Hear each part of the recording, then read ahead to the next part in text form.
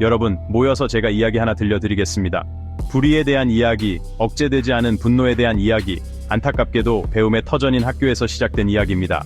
2021년 11월 18일 인천의 한 초등학교에서 교육의 신성함이 충격적인 폭력 행위로 인해 무너졌습니다. 가해자는 누구였을까요? 요즘 안타깝게도 흔히 볼 수 있는 불만을 품은 학생이 아니었습니다.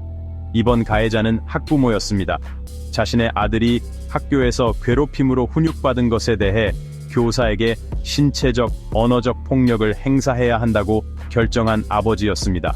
두 명의 다른 사람과 함께 이 학부모, 분노, 괴물이라고 부르겠습니다. 어린 마음들이 길러져야 할 교실에 폭풍처럼 들이닥쳤습니다.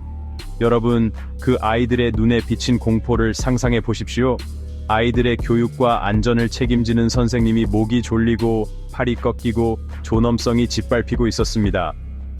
분노 괴물은 엇나간 자식 보호라는 명목으로 선생님의 자질을 의심하고 온갖 기관에 신고하겠다고 협박하는 등 폭언을 퍼부었습니다.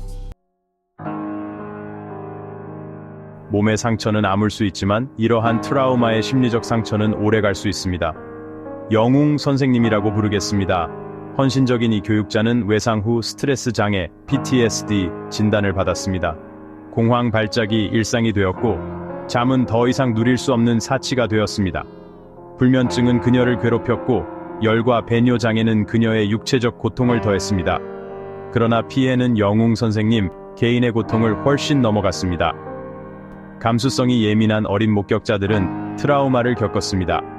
그들은 자신들을 돌봐야 할 사람이 잔인한 폭력을 당하는 것을 목격했습니다. 일부 학생들은 통제되지 않은 공격성을 목격하여 산산이 조각난 순수함을 회복하기 위해 집단 상담을 받아야 했습니다. 여러분은 교실 전체 아이들이 목격한 이러한 노골적인 폭력 행위에 대해 신속하고 엄중한 처벌이 내려질 것이라고 생각할지도 모릅니다.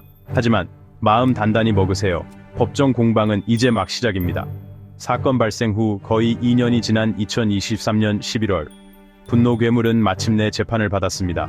판결은 유죄, 폭행 및 아동학대, 승리일까요? 형량은 고작 징역 1년이었습니다. 분노 괴물은 아마도 1년의 징역살이가 결코 쉽지 않다는 것을 깨달았는지 항소했습니다. 그는 마치 돈으로 폭력을 지울 수 있는 것처럼 700만 원이라는 거액의 배상금을 제시하기까지 했습니다.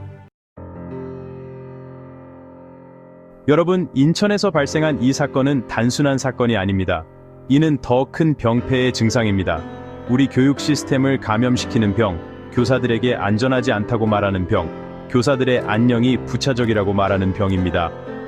하지만 희망은 있습니다.